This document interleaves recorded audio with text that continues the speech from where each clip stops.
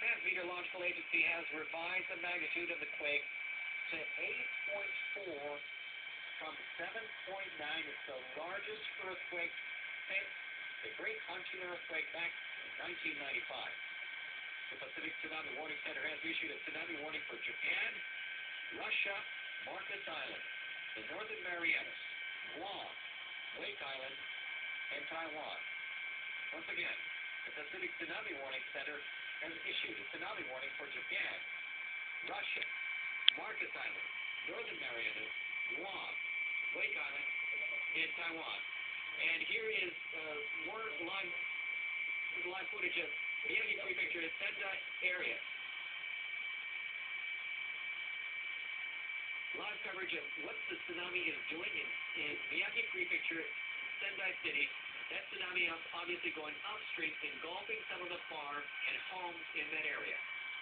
You're seeing a tsunami going upstream, engulfing some farms and homes in that area.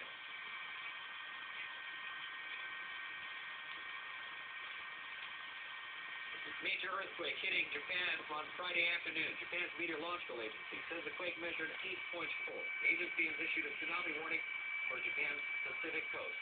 That tsunami obviously engulfing some areas in Miyagi Prefecture, as we're showing from our live helicopter coverage in Sendai.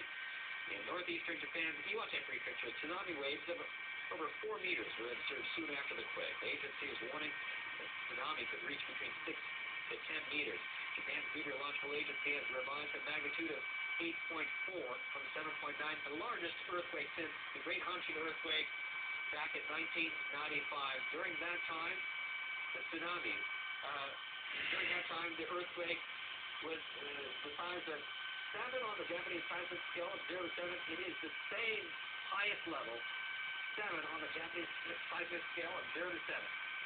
Obviously, we can see from this live coverage from our helicopter in Miyagi Prefecture, Sendai, Japan, big part of that area has been flooded from the tsunami. The Pacific Tsunami Warning Center has issued a tsunami warning